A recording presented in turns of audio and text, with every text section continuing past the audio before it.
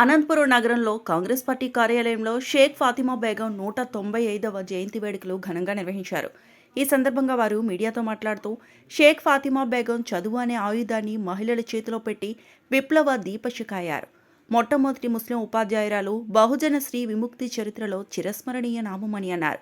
ఆమె బోధించింది కేవలం అక్షరాలు కాదు, ఆమె చెప్పిన అసలు పాఠాలు. చదువు లేకుండా విముక్తి లేదు.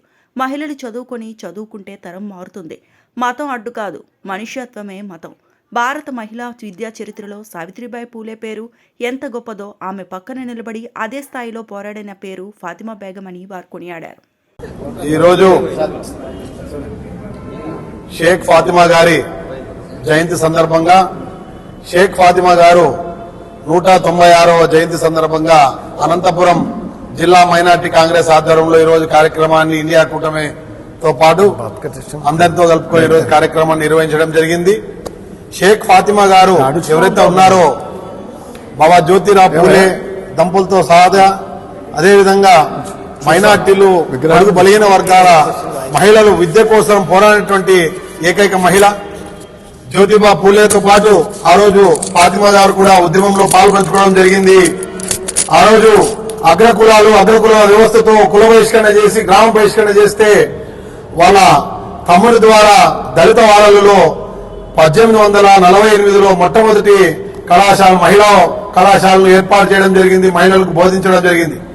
ముస్లిం మహిళలు బయటకు రాని సమాజంలో ఆ తరుణంలో కూడా ముస్లిం మహిళలు చైతన్యం చెందాలంటే విద్యతోనే చైతన్యం చెందగలరని చెప్పేసి స్ఫూర్తినిచ్చినటువంటి స్ఫూర్తి ప్రదాత షేక్ ఫాతిమా గారు.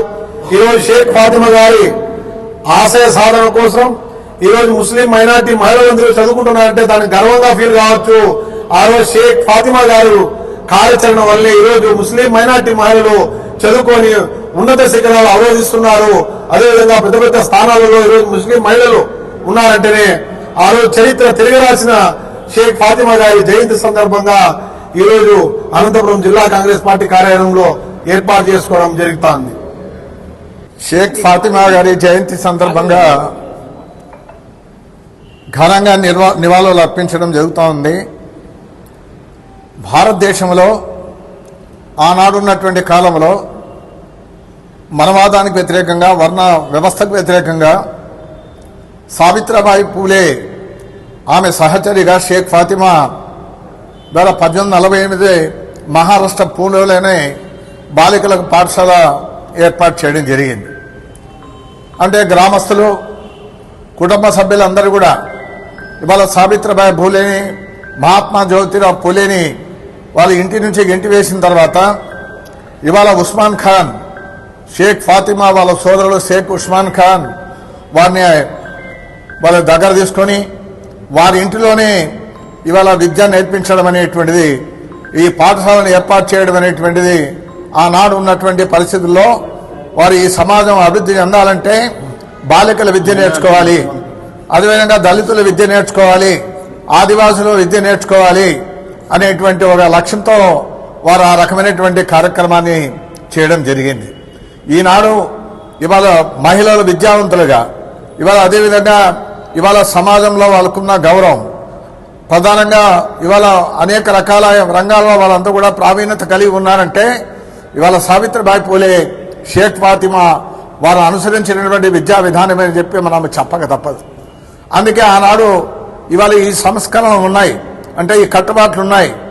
మనవాదం అంటే, వర్ణ వ్యవస్థ అంటే బ్రాహ్మణులు, క్షత్రియులు, వైశ్యులు అంటే వీరు తప్ప ఎవరికి కూడా విద్య ఉండకూడదని చెప్పి శూద్రులు అనేటువంటి వారు 185 మంది ఉన్నటువంటి వారు వీరందరూ కూడా శూద్రులకు విద్య అక్కర్లేదనేటువంటి భావన ఉన్న రోజుల్లో దీన్ని అధిగమించి వారి విద్యాబుద్ధులు నేర్పించడం అనేటువంటిది చాలా గొప్ప విషయం అని చెప్పి నేను అభిప్రాయపడతా ఉన్నా. అదేవిధంగా ఇవాళ మహారాష్ట్రలో ఇవాళ షేక్ సయ్యద్ హుసేన్, అదేవిధంగా జాకీర్ హుసేన్, ఇవాళ రాష్ట్రపతి మాజీ అబ్దుల్ కలాం వాళ్ళ తర్వాత ఇవాళ షేక్ ఫాతిమా గారి యొక్క పాఠ్యాంశాలలో కూడా ఆమెను చేర్చడం అనేటువంటిది చాలా గర్వించదగినటువంటి విషయం అని చెప్పి నేను అభిప్రాయపడతా ఉన్నా. అదేవిధంగా ఇంటర్నేషనల్గా, అంతర్జాతీయ స్థాయిలో కూడా షేక్ ఫాతిమా గారి గుర్తింపు లభించడం అంటే ఇవాళ గూగుల్ ద్వారా ఇవాళ డూడుల్ అనేటువంటి సేవలు అందించినటువంటిదిగా ఆ రకంగా రికార్డు 2022లో ఆ రకంగా అవకాశం కలిగింది. మన ఆంధ్రప్రదేశ్లో కూడా 8వ తరగతి పాఠ్య పుస్తకాలలో కూడా ఫాతిమా యొక్క సంక్షిప్తమైనటువంటి సమాచారం పొందుపరచడం జరిగింది. అందుకే మనం ఈనాడు ఉన్నటువంటి కాలంలో ఇవాళ సావిత్రిబాయి పూలే, మహాత్మా జ్యోతిరావు పూలే, షేక్ ఫాతిమా అనుసరించినటువంటి ఆ యొక్క విద్యా విధానాన్ని మనం ముందుకు తీసుకుపోవాల్సినటువంటి అవసరం ఉంది. మహిళలకు మనం గౌరవించాల్సినటువంటి అవసరం ఉంది.